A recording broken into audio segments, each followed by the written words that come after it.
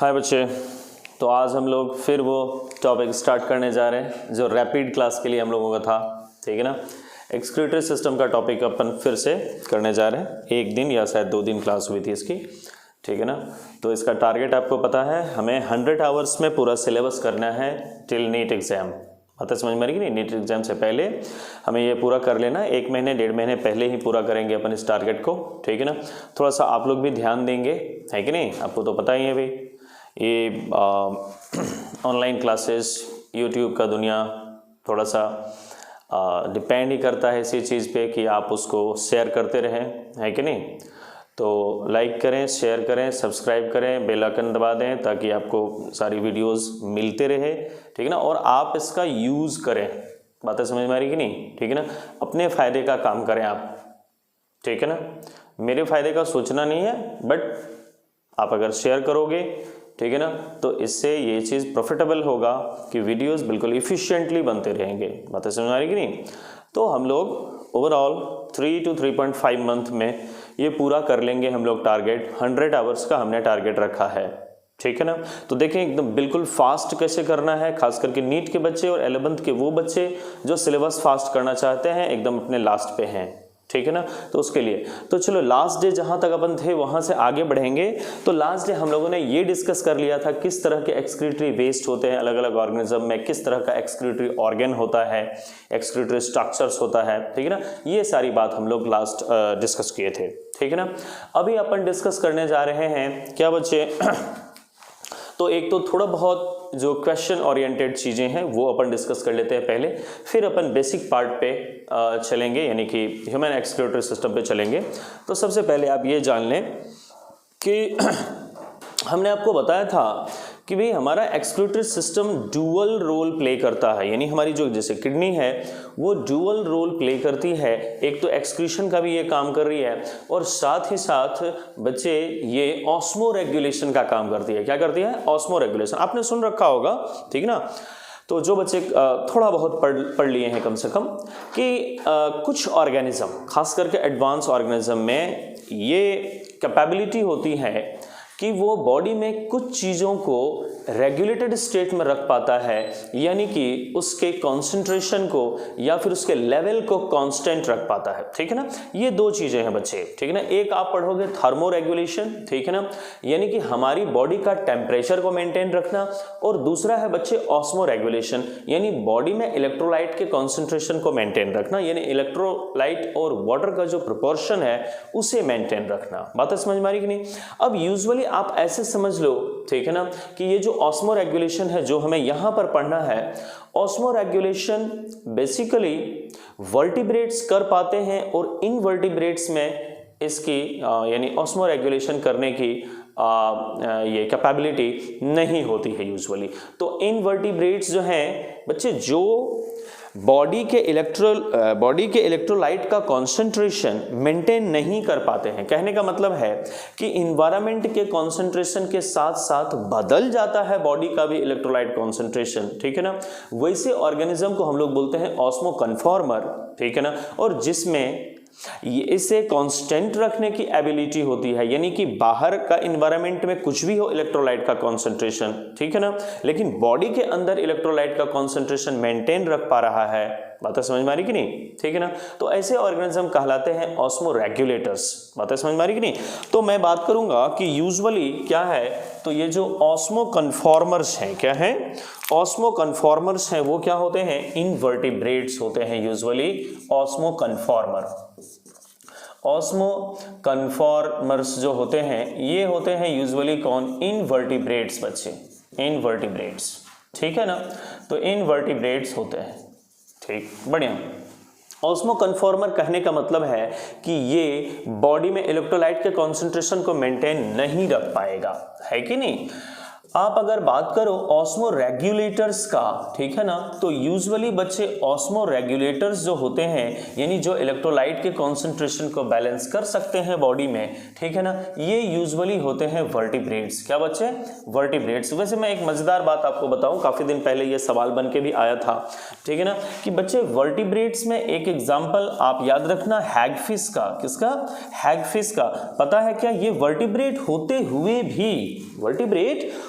हुए भी ये आपको क्या होता है, तो ऑस्मो कन्फॉर्मर होता है, यानी कि ऑस्मो रेगुलेशन नहीं करता है। बात तो समझ में आ रही कि नहीं? तो ये हैगफिश क्या है, ये बच्चे हैं ऑस्मो कन्फॉर्मर। ये क्या है? ऑस्मो कन्फॉर्मर है। बात तो समझ में आ रही कि नहीं? ठीक। तो कहने का ये मतलब है कि हमें ये एक्सेप्शन ध्यान में रखना है, और इनवर्टिब्रेट्स यूजुअली कन्फॉर्मर होते हैं, वर्टिब्रेट यूजुअली क्या होते हैं? ऑस्मो रेगुलेटर्स होते हैं, ठीक है ना। तो ध्यान से देखना बच्चा, अगर मैं इस तरह से बात करूं, ठीक है ना, तो आपसे कोई पूछेगा कि किडनी का भी रोल क्या है, तो आप बोलोगे दोनों तरह का रोल है, यानी कि ये एक्सक्रीशन के लिए भी इंपॉर्टेंट है, और दूसरा बच्चे ये किस चीज के लिए इंपॉर्टेंट है, तो दूसरा ये ऑस्मो रेगुलेशन भी करता है। ये क्या करता है?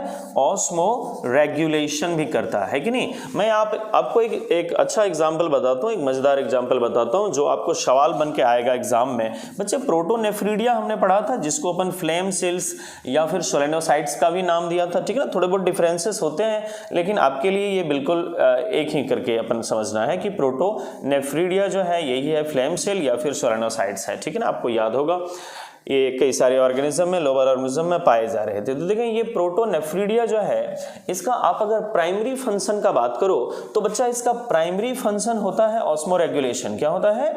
प्राइमरी फंक्शन होता है इसका ऑस्मो रेगुलेशन इसका प्राइमरी फंक्शन होता है ना। मजेदार बात, यानी कि है तो एक्सक्रीटरी ऑर्गन, लेकिन प्राइमरी फंक्शन इसका ऑस्मो रेगुलेशन है बच्चे, ठीक है ना।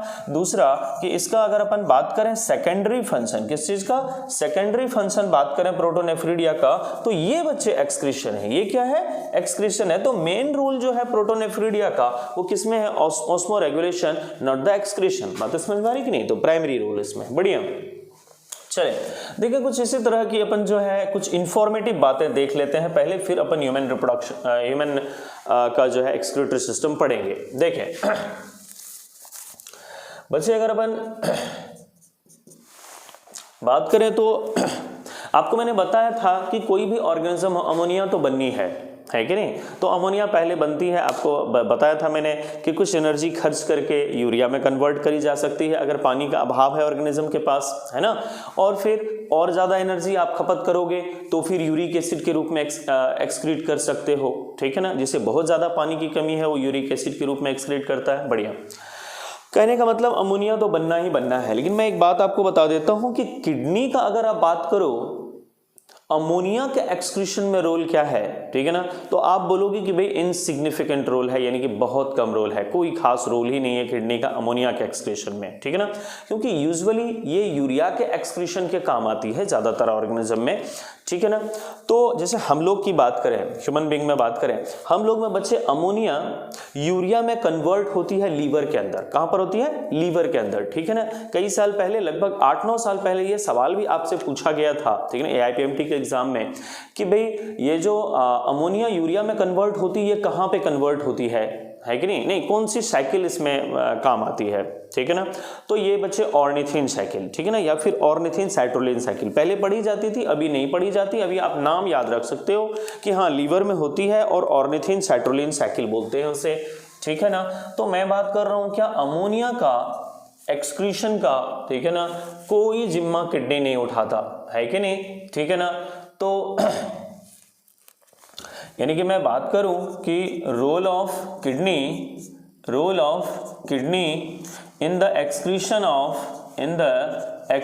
ऑफ क्या बच्चे बोल रहा हूं मैं? Ammonia. In the excretion of ammonia is insignificant, या इवन अगर आपको मतलब ये कहे कि भाई नो रोल, तो फिर उसमें भी आप आंसर कर सकते हो, नो रोल भी चलेगा, कोई प्रॉब्लम नहीं है, ठीक है ना। मैंने आपको क्या बताया कि अमोनिया को यूरिया में कन्वर्ट करने का काम कहां पे होता है? लीवर के अंदर काम होता है बच्चे। तो ये मान के चलो कि क्या है भाई, लीवर है, ठीक है ना। तो लीवर के अंदर ये अमोनिया किस में कन्वर्ट हो रही है? यूरिया में कन्वर्ट हो रही है, ठीक है ना। तो ये देखें अमोनिया रहा, ठीक है ना, और ये किस में कन्वर्ट हो जा रही है, यूरिया में कन्वर्ट हो जा रही है। किसके अंदर बच्चे ये कन्वर्ट हो रही है, तो ये कन्वर्ट हो रही है लीवर के अंदर कन्वर्ट हो रही है, ठीक है ना। और मैंने बच्चे कौन सा साइकिल बताया कि किस साइकिल की मदद से ये कन्वर्ट होती है, कौन सी पाथवे चलती है इसमें, तो ये पाथवे है आपका साइट्रुलिन साइकिल। कौन सा भाई, ऑर्निथीन साइकिल, या तो आप लिख सकते हो या फिर लिख लो इसी को अपन ऑर्निथीन साइट्रुलिन साइकिल, ऑर्निथीन साइट्रुलिन, ठीक है भाई, ऑर्निथीन साइट्रुलिन साइकिल, ठीक है ना। मुझे तो ये भी देखना पड़ता है कि इधर एज तो कट नहीं रहे, है ना, इसलिए कभी कभी ये रुकना पड़ता है। तो या तो ऑर्निथीन साइकिल, ठीक है ना भाई, या फिर क्या ऑर्निथीन सिट्रुलिन साइकिल, ठीक है। ये आपका आंसर जाएगा कि अमोनिया कन्वर्ट होती है यूरिया में, ठीक है ना, कौन सा पाथवे फॉलो करती है। और ये प्रोसेस कहाँ पे होती है बच्चे, लीवर में होती है। एक मजेदार बात मैं बताता हूँ, अगर आपको ये पूछा जाए कि एक्सक्रीटरी ऑर्गन हमारे में क्या होता है, तो मेन एक्सक्रीटरी ऑर्गन तो बच्चे किडनी होता है कि नहीं। लेकिन जब आपसे ये पूछा जाएगा कि भाई और भी किसी ऑर्गन का रोल जो है हमारे एक्सक्रीशन में है, तो बिल्कुल है, ठीक है ना। तो एक्सक्रीशन में रोल होता है, जैसे प्राइमरी रोल तो किडनी का है कि नहीं, लेकिन ब्लड फिल्टरेशन ऑर्गन के रूप में काम करती है हमारी किडनी भी। नंबर 1 किडनी आएगी इसमें। दूसरा बच्चे लीवर, क्योंकि लीवर में बहुत सारे केमिकल्स डिटॉक्सिफाई होते हैं, ठीक है ना। जैसे अपन तमाम तरह की चीजें खाते हैं, ठीक है ना, तो उसमें कई चीजों का डिटॉक्सिफिकेशन होता है लीवर में। साथ ही साथ आप देख रहे हो अमोनिया इज वेरी टॉक्सिक, ठीक है ना, और ये यूरिया में कन्वर्ट हो रही है, कहां पर, लीवर में कन्वर्ट हो रही है। तो डिटॉक्सिफिकेशन का भी काम लीवर में होता है। साथ ही साथ कई सारे जो आपको ब्लड सेल्स मारे जाते हैं, ब्लड सेल्स या फिर इमेच्योर ब्लड सेल हो, ठीक है ना, या बूढ़े ब्लड सेल हो, आरबीसी बूढ़ा हो जाए, ठीक है ना, फंक्शन ना कर रहा हो, ये सारे चीज को फिल्टर कर दिया जाता है कहां पे, स्प्लीन में जाकर के। बातें समझ में आ रही कि नहीं। तो अगर आपसे कोई ये पूछ दे कि ब्लड फिल्ट्रेशन ऑर्गन कौन सा है, हाँ, तो ब्लड का फिल्ट्रेशन ऑर्गन आप किसको किसको बोलोगे, तो ब्लड फिल्ट्रेशन ऑर्गन बच्चे, तो इसमें आपका नाम आ जाएगा किसका, तो ये आपका है किडनी, ठीक है ना, ये है किडनी। दूसरा क्या है बच्चे, लीवर, और तीसरा क्या है, स्प्लीन। ये तीनों ब्लड फिल्ट्रेशन के काम आएगा। बातें समझ में आ रही कि नहीं। और इसमें प्राइमरी रोल किसका अपन बोलेंगे, तो प्राइमरी रोल किसका है, किडनी का है। प्राइमरी रोल किसका है, किडनी का। ये आपको ध्यान में रखना है। चले देखते हैं आगे। ओके तो हमने देखा कि भाई यहां पर आपके लीवर के अंदर ये कन्वर्जन होता है। ओके अब अगर अपन बात करें, ठीक है ना, कि भाई किस तरह का प्रोडक्ट लेने से किस तरह का एक्सक्रीटरी प्रोडक्ट बनते हैं, यूजुअली किस तरह का खाना खाते हैं तो कैसा एक्सक्रीटरी प्रोडक्ट बनेगा। तो देखें अगर आप प्रोटीन डाइट में लेते हो, देखो कार्ब्स अगर डाइट में आप लेते हो, कार्बोहाइड्रेट डाइट में लेते हो, ठीक है ना, तो फिर तो नॉर्मल एक्सक्रीटरी वेस्ट ही बनेंगे, यूरिया ही बनना है, ठीक है ना, उसमें कोई प्रॉब्लम नहीं है। अगर आप प्रोटीन लेते हो डाइट में ज्यादा, ठीक है ना, तो वैसे कंडीशन में काफी ज्यादा प्रोटीन अगर आप खा रहे हो, ठीक है ना, तो बिल्कुल यूरिया का एक्सक्रीशन तो बढ़ेगा, ठीक है ना, लेकिन हम लोग में जो ट्रेस अमाउंट में यूरिक एसिड रिलीज होती है उसके एक्सक्रीशन में कोई खास प्रभाव नहीं पड़ने वाला है।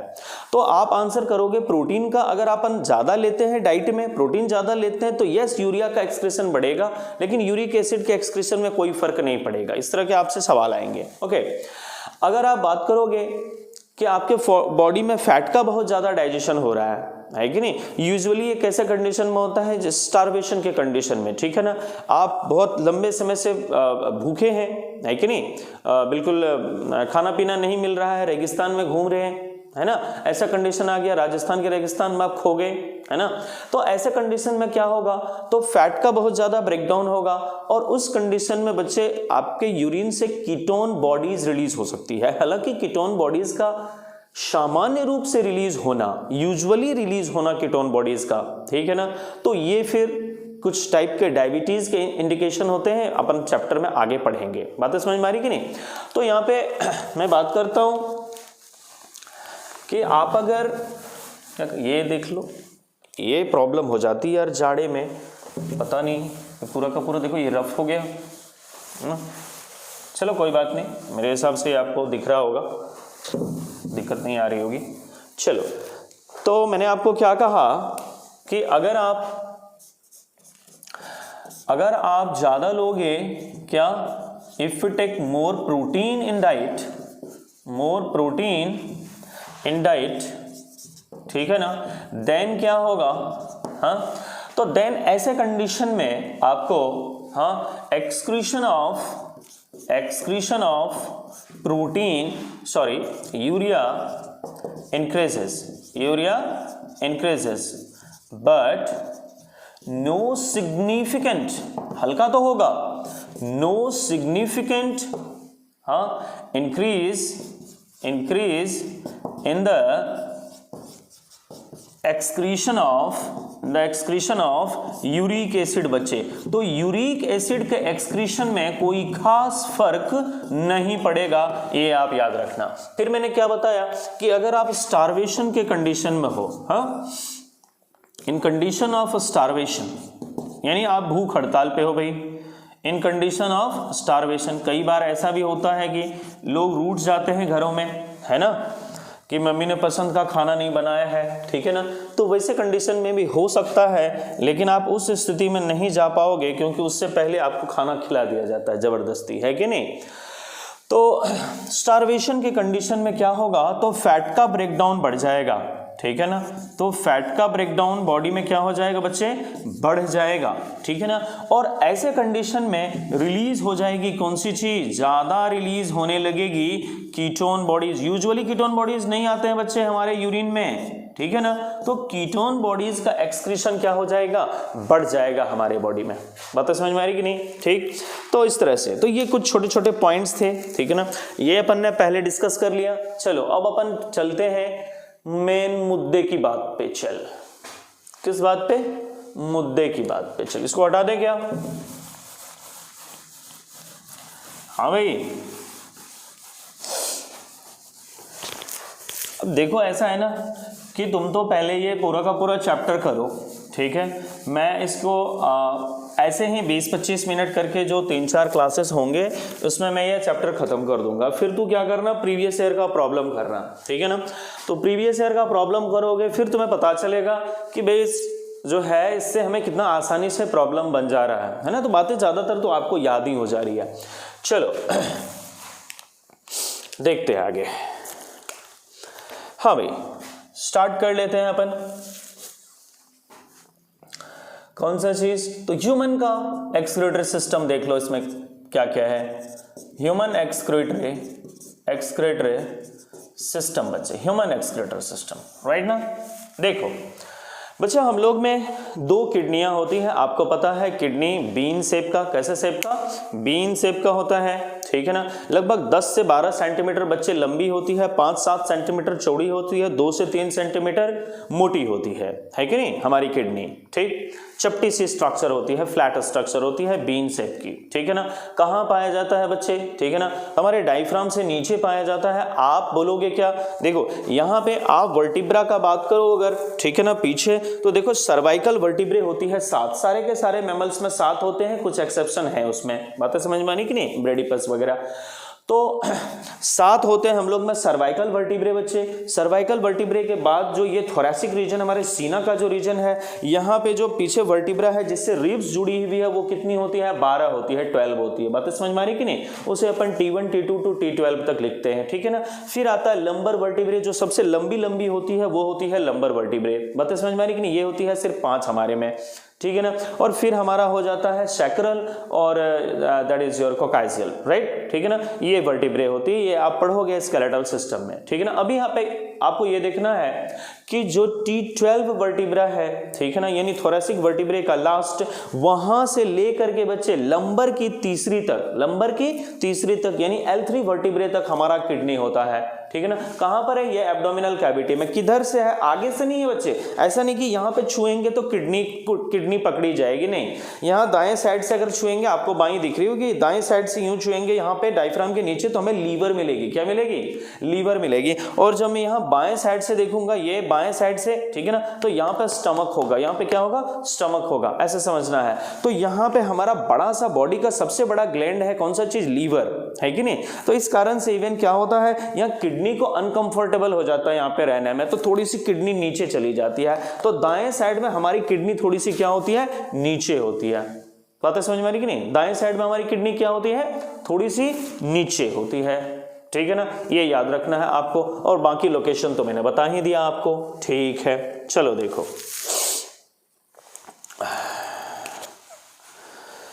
तो थोड़ा सा इसको फिगर आउट करता हूं मैं, देखो। हाँ बच्चे, तो ये रहा आपका किडनी, ठीक है ना, प्यारा सा किडनी, ओके। और ये थोड़ा सा दायां, तो चल ठीक है, ये दायां हो गया, थोड़ा नीचे हो गया, कर दिया मैंने नीचे, टेंशन ना ले, ठीक है। ये देख, ये किडनी, हाँ ये बाईं वाली, ये मत समझना कि वो छोटा बन गया, ये समझना कि सर ने डायग्राम अच्छा नहीं बनाया, ठीक है ना। चल देखते हैं। अब यहाँ से क्या है, अब यहाँ से भाई येलो यूरिन लेके आ रही है, कौन आ रही है, यूरेटर आ रही है, कौन आ रही है, यूरेटर आ रही है। यहाँ कोई मैं खूबसूरत सा डायग्राम नहीं बनाने वाला हूँ, ठीक है ना, क्योंकि जिन्हें फास्ट करना है, पढ़ना है, ठीक है ना, उसमें बहुत सारी चीज़ों की बहुत सारी चीज़ों पे ध्यान नहीं दिया जाता है, ठीक है ना। वहाँ मेन हमें कंटेंट समझना चाहिए कि कंटेंट सही डिलीवर हो रहा है, बातें समझ में आ रही कि नहीं, ठीक ना। तो ज़्यादा उस पर स्मार्टनेस नहीं करना है कि अपन बढ़िया फिगर बनाएंगे, नहीं भाई, ठीक है ना। तो देखें यहाँ पे, तो इस जगह पे क्या है, तो इस जगह पे है यूरिन ब्लैडर, कौन सा चीज़ है, यूरिन ब्लैडर है बच्चे, ठीक है ना। ये लो यूरिन ब्लैडर, ठीक है, ये भी बहुत खूबसूरत नहीं बन रही है, ओके, खैर उससे कोई मतलब नहीं है। चलो ये थोड़ा सा नीचे आ गया, थोड़ा देखो मैं कैमरा पे कितना नीचे आ रहा है, सॉरी, देख लेता हूँ। तो वैसे तो यहाँ परफेक्ट पता नहीं चल रहा है, चलो ठीक है, देखते हैं। हाँ बच्चे, शायद आ जा रही होगी, ओवरऑल ये आ जा रही होगी, ओके। यहाँ पे देख लें, तो ये हो गई किडनी, राइट किडनी थोड़ी सी नीचे है, तो ये है राइट वाली किडनी और ये है लेफ्ट वाली किडनी। किसके लिए नीचे है, मैंने बताया ना कि इधर क्या है, लीवर है राइट साइड में, इसलिए प्रॉब्लम हो रही है, किडनी को थोड़ी सी नीचे खिसक ली, ठीक, ओके। ये यूरेटर है, ये क्या है, यूरेटर है, ठीक है। और ये यूरिन ब्लैडर है आपका, यूरिन ब्लैडर है आपका, ठीक है बच्चे। यहाँ पे यूरिन ब्लैडर किस चीज से बनी होती है, तुम्हें पता है क्या, यूरिन ब्लैडर बच्चे हमारे बॉडी का सबसे बड़ा स्मूथ मसल होता है, ठीक है ना।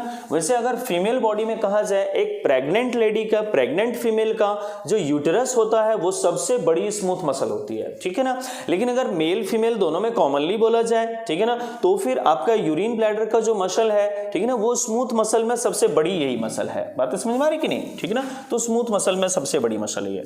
तो चलो ये बनी हुई है स्मूथ मसल से, किससे बनी हुई है, स्मूथ मसल से बनी है। देखो इधर, ये है डिट्रसर मसल, क्या है, डिट्रसर मसल है बच्चे, ठीक है ना। तो ये डिट्रसर मसल है, ठीक, ओके, हाँ भाई, अच्छा। और ये किस चीज का है, तो स्मूथ मसल, कैसा मसल, स्मूथ मसल का बना हुआ है, ठीक है भाई, ये है स्मूथ मसल, ओके। तुम्हें पता है क्या, यहाँ पे स्ट्रेच रिसेप्टर्स होते हैं, क्या होते हैं, स्ट्रेच रिसेप्टर्स होते हैं। ये स्ट्रेच रिसेप्टर क्या करता है, ये स्ट्रेच रिसेप्टर आपको, हाँ, जैसे इसमें आकर के यूरिन जमा होती गई, ये देख यूरिन इसमें जमा हो रही है, तो यूरिन जैसे इसमें जमा होता गया, ठीक है ना, तो इससे क्या होता है, तो इसमें प्रेशर बिल्टअप होता है, यानी कि ये जो स्मूथ मसल की वॉल है उसमें स्ट्रेच आती है, क्या होती है, स्ट्रेच आती है, ठीक है ना। तो इस स्ट्रेच से यहाँ के जो स्ट्रेच रिसेप्टर्स हैं ये भाई क्या हो जाते हैं, सेंसिटाइज हो जाते हैं, यहाँ के स्ट्रेच रिसेप्टर्स सेंसिटाइज हो जाते हैं। मैं इस तरह से दिखाता हूँ, मुझे एज यहाँ पे खोने का डर है, तो चलो देखो यहाँ पे ये है क्या, स्ट्रेच रिसेप्टर है, ये क्या है, स्ट्रेच रिसेप्टर्स भी इसमें प्रेजेंट है, ठीक है ना। यह स्ट्रेच रिसेप्टर क्या करेगा, सेंसेशन को रिसीव करेगा, प्रेशर को रिसीव करेगा, किस चीज के कारण, इसमें यूरिन भरने के कारण, ठीक है ना। और ये सिग्नल कहां पर भेजेगा, ये मैच्यूरेशन रिफ्लेक्स के सिग्नल भेजेगा कहां पर, तो हमारे सीएनएस में भेजेगा, बातें समझ में, सेंट्रल नर्वस सिस्टम में भेजेगा, ठीक है। चलिए, तो ये स्ट्रेच रिसेप्टर से यहाँ पर जो आपको क्या है, तो जो सेंसेशन है, ठीक है ना, वो यहाँ पर रिसीव की गई और सिग्नल कहाँ पर भेजी गई, तो सीएनएस में भेजी गई, कहाँ पर भेजी गई, सीएनएस में भेजी गई, ठीक है भाई। कि देखो यहाँ पे पेन हो रहा है, ठीक है ना, I have to go bathroom, बात समझ में आ रही कि नहीं, तो ये वाली बात यहाँ से बताई जाएगी, जो स्ट्रेच रिसेप्टर, ओके। अब यहाँ देखें, बच्चे यहाँ पर आपको स्मूथ मसल के, कौन सी चीज के, स्मूथ मसल का बना हुआ, ठीक है ना, एक स्फिंक्टर होता है और एक आपको स्मूथ मसल की नहीं होती है, स्केलेटल मसल की बनी हुई स्फिंक्टर होती है, ठीक है ना। तो यहाँ पर देखो दो स्फिंक्टर्स है, एक है स्मूथ मसल का बना हुआ और एक किस चीज का बना हुआ है, तो एक स्केलेटल मसल का बना हुआ है, ठीक है ना। जो स्मूथ मसल की बनी हुई स्फिंक्टर है बच्चे, ठीक है ना, ये वाली स्फिंक्टर, ठीक है ना, इसे अपन बोलते हैं internal urethral sphincter, internal urethral sphincter है बच्चे, ये इंटरनल यूरेथ्रल स्फिंक्टर है ये, ठीक है ना। तो ये किस चीज की बनी हुई है, मैं बता रहा हूं स्मूथ मसल की बनी हुई है। किसकी बनी हुई है, स्मूथ मसल की बनी हुई है। तो याद रखना ये बच्चा कि ये स्मूथ मसल का होता है, ठीक है ना। अभी इसका काम आएगा, बड़ा मजेदार है ये स्मूथ मसल का, ओके। और इसके बाद यहाँ पर जो ये नीचे स्फिंक्टर दिख रही है, ठीक है ना, बिल्कुल जो यहाँ पर जैसे यूरेथ्रा में एंट्री मार रही है यूरिन, ठीक है ना, तो इस जगह पे जो स्फिंक्टर है, ये स्फिंक्टर है आपको कैसी वाली, तो ये है एक्सटर्नल यूरेथ्रल स्फिंक्टर। ये कैसा है, एक्सटर्नल यूरेथ्रल स्फिंक्टर है, एक्सटर्नल यूरेथ्रल स्फिंक्टर है। मैंने क्या बताया कि ये स्फिंक्टर बनी हुई है किस चीज से, स्केलेटल मसल से। किससे बनी है, स्केलेटल मसल से। अब मैं तुझे एक बात बताता हूं, मजेदार बात बता रहा हूं, सुनो। स्मूथ मसल जहां भी कहीं हमारे बॉडी में है ना बच्चे, ये क्या करती है, इनवॉलेंटरी एक्शन करती है। ये क्या करती है, इनवॉलेंटरी एक्शन, यानी इसमें अगर कॉन्ट्रैक्शन होना है तो ये कैसे होगा, इनवॉलेंटरीली होगा, यानी हमारी इच्छा से नहीं होगा। बातें समझ में आ रही कि नहीं, हमारी इच्छा से नहीं होगा, ठीक है ना। क्योंकि ये स्मूथ मसल जो होते हैं, ये होता है कांटेक्ट में हमारे ऑटोनोमिक न्यूरल सिस्टम के, किसके, ऑटोनोमिक न्यूरल सिस्टम के कांटेक्ट में होता है। बातें समझ में आ रही कि नहीं, ठीक है ना। तो जहां भी स्मूथ मसल है वहां कौन आ रही है, ऑटोनोमिक न्यूरल सिस्टम। अब मैं ऑटोनोमिक न्यूरल सिस्टम का एक बात बताता हूं कि भाई नाम ही है क्या, ऑटोनोमिक, है कि नहीं। ऑटोनोमिक कहने का मतलब क्या है, ऑटोनोमिक कहने का मतलब स्वतः होने वाली, है ना, अपने आप होने वाली, ठीक है ना। तो जो हमारी इच्छा से नहीं होता है, ठीक है ना, उसे अपन क्या बोलते हैं, इनवॉलेंटरी बोलते हैं, ठीक है ना। और इस इनवॉलेंटरी एक्शन को कौन करवा रहा है, तो ऑटोनोमिक न्यूरल सिस्टम करवा रहा है। बात समझ में, जहां स्मूथ मसल वहां ऑटोनोमिक न्यूरल सिस्टम, ओके। अब देखो जहां पर अपन वॉलेंटरी एक्शन करते हैं बच्चे, वॉलेंटरी एक्शन होती है स्केलेटल मसल की मदद से। जैसे अपन हाथ पैर हिला डुला पाते हैं, लेकिन आपने कभी ऐसा किया है क्या कि पैनक्रियाज को थोड़ा सा खिसका लिया अंदर में, नहीं, ऐसा नहीं होता है, ठीक है ना। ये इनवॉलेंटरी फेनोमेना है, अपने आप होती है, ठीक है ना। नहीं स्टमक में सर अपन कॉन्ट्रैक्शन करने लगे हैं, अबे तू स्टमक में कॉन्ट्रैक्शन कैसे अपने आप कर रहे हो, नहीं, वो अपने आप होती है, तुम नहीं कर सकते हो। बात समझ में आ रही कि नहीं, क्योंकि स्मूथ मसल से जो भी चीजें बनी हुई हैं, ठीक है ना, वो ऑटोनोमिक न्यूरल सिस्टम के कांटेक्ट में, वो घटनाएं स्वतः होती हैं, इनवॉलेंटरीली होती है, ठीक है ना। और स्केलेटल मसल जो है, स्केलेटल मसल ये सोमैटिक न्यूरल सिस्टम के कांटेक्ट में है, ठीक है ना। सोमैटिक न्यूरल सिस्टम के बारे में याद रखना आप, ये घटनाएं स्वतः नहीं होती, ये हम सोचते हैं तभी होती है। बात समझ में आ रही कि नहीं, यानी these are voluntary action, right ना, ओके। तो यहां पर देखो कि ये जो एक्सटर्नल स्फिंक्टर है बच्चे, ठीक है ना, ये स्केलेटल मसल, ये क्या है, ये तो स्केलेटल मसल के कांटेक्ट में है, ठीक है ना, स्केलेटल मसल से बनी हुई है। तो बच्चे ये घटना हो जाएगी वॉलेंट्री, ये क्या हो जाएगी, वॉलेंट्री, ठीक है ना। जबकि मैं बात करूं ये यूरिन ब्लैडर भी देखो किससे बना हुआ है, स्मूथ मसल से बना हुआ, साथ ही साथ इंटरनल यूरेथ्रल स्फिंक्टर जो है ये भी स्मूथ मसल से बना हुआ है। तो दोनों ही क्या हो जाएगी, दोनों ही इनवॉलेंट्री होगी। बातें समझ में आ रही कि नहीं, ठीक है ना। जबकि एक्सटर्नल स्फिंक्टर कैसे, वॉलेंट्री। अब देखो हम लोग अपना यूरिन को कैसे कंट्रोल करते हैं, सुनना। अब जैसे ही भरता गया यूरिन ब्लैडर में, यूरिन भरता गया, ठीक है ना, स्ट्रेच रिसेप्टर ने ये जो है इस प्रेशर को डिटेक्ट किया, ठीक है ना। यहाँ से सिग्नल गई कहाँ, हमारे ब्रेन में गई सिग्नल, ठीक है ना, दैट इज सीएनएस में हमारा सिग्नल गया, ठीक। अब वहां से जो रिस्पॉन्स आता है मिक्चुरेशन का, ठीक है ना, कि भाई आप बाथरूम जा सकते हो, ठीक है ना, मिक्चुरेशन का रिस्पॉन्स आता है, ठीक है। तो वो उसमें क्या होता है, ठीक है ना। तो सबसे पहले ऐसे देखो कि भाई यूरिन ब्लैडर में जो ये क्या भरती जा रही है, यूरिन भरती जा रही है, तो यूरिन ब्लैडर क्या होता जाता है, तो रिलैक्स होता जाता है। क्या होता जाता है, रिलैक्स होता जाता है, फैलता जाता है, यानी कि डायलेशन होता है, ठीक है ना। और वो उसका क्या कौन सा फेज है, रिलैक्सेशन का फेज है। बात समझ में आ रही कि नहीं।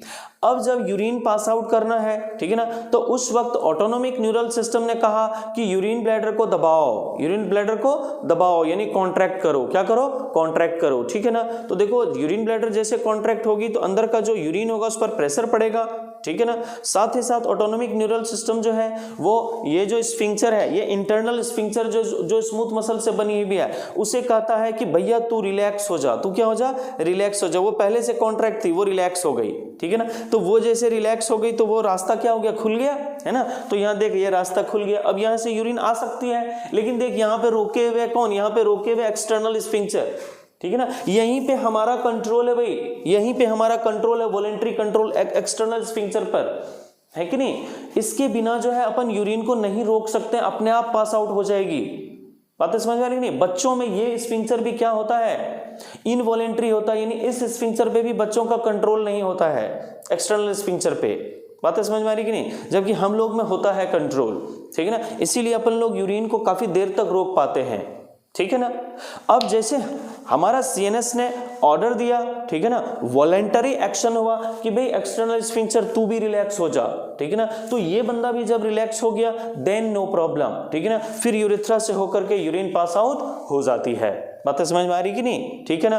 तो ये आपको समझना है कि किस समय कौन कॉन्ट्रैक्ट कर रहा है और कौन रिलैक्स कर रहा है, ठीक है ना। चलिए, तो ये इसमें अपन अभी यहाँ पे ज्यादा नहीं लिखेंगे भाई, ठीक है ना। एक बार इसको इरेज कर देते हैं ताकि इजिली वो सारा बात अपन बता पाए। चलिए हटा दें क्या, इसको हटा देते हैं, स्क्रीनशॉट कैप्चर करते रहना। तो बच्चे देखो यहाँ पे आपकी मैं बात करूं किस चीज का, तो मैं अगर बात करूं इंटरनल स्फिंक्चर का, इससे नहीं लिखूंगा, ये इरेज नहीं होता है।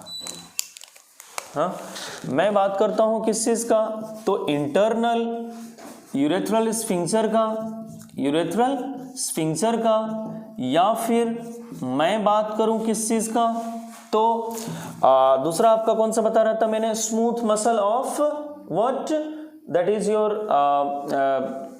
यूरिन ब्लैडर, ठीक है ना। तो यूरिन ब्लैडर का, हाँ, यूरिन ब्लैडर का मसल जो है ये दोनों ही कैसे होता है, इनवॉलेंटरी कंट्रोल। कैसा होता है, इनवॉलेंटरी कंट्रोल होता है भाई, यानी ये हमारा कंट्रोल से नहीं होता, हमारा कंट्रोल से नहीं होता है, ठीक है ना। ये अपने आप कंट्रोल हो रहा है भाई। किससे कंट्रोल हो रहा है, ये ऑटोनोमिक न्यूरल सिस्टम से कंट्रोल हो रहा है, दैट इज एएनएस से कंट्रोल हो रहा है। किससे कंट्रोल हो रहा है, एएनएस से कंट्रोल हो रहा है। देखो टाइम इतना सारा कैसे हो गया, 34 मिनट्स, हाउ इज इट यार। अच्छा 1 मिनट और, चलो। तो ये किससे कंट्रोल हो रहा है, एएनएस से कंट्रोल हो रहा है, बढ़िया। चलो अब एक मैंने क्या बताया था आपको बच्चे, एक्सटर्नल स्फिंक्चर। क्या, एक्सटर्नल स्फिंक्चर, एक्सटर्नल यूरेथ्रल स्फिंक्चर। ये बताओ किससे कंट्रोल हो रहा है, तो ये कंट्रोल हो रहा है आपको, ये कंट्रोल हो रहा है आपको किससे, तो ये सोमैटिक न्यूरल सिस्टम के कंट्रोल में होती है, यानी कि ये वॉलेंट्री एक्शन है, ये हमारे इच्छा से होता है। तो ये वॉलेंट्री होता है, किसके कंट्रोल में है, सोमैटिक न्यूरल सिस्टम के कंट्रोल है बच्चे, सोमैटिक न्यूरल सिस्टम के कंट्रोल में है कि नहीं, ये चीज समझ में आ रहा है क्या, ठीक है ना। तो अब अगर मैं बात करूं किस चीज का, मैं बात करूं अगर आपको जिस कंडीशन में, ठीक है ना, आप ये फील करते हो, ठीक है ना, कि यूरिन पास आउट करना है, यानी जब भरी हुई रहती है यूरिन ब्लैडर में यूरिन, तो कंडीशन क्या होता है, यूरिन ब्लैडर रिलैक्स्ड होता है। याद रखना, मैं अगले दिन जो क्लास लूंगा उसमें मैं बता दूंगा। तो यूरिन ब्लैडर क्या होता है, रिलैक्स्ड होता है, इंटरनल और एक्सटर्नल स्फिंक्चर दोनों कॉन्ट्रैक्टेड होता है, ठीक। अब जब यूरिन पास आउट करना है ऐसे कंडीशन में क्या होता है, तो यूरिन ब्लैडर कॉन्ट्रैक्ट होता है, यूरिन ब्लैडर कॉन्ट्रैक्ट होता है, ठीक है ना। दूसरा, ये दोनों ही स्फिंक्चर रिलैक्स हो जाते हैं। बात समझ में आ रही है। चलो नेक्स्ट डे अपन करते हैं इसको। Okay, thank you, good night.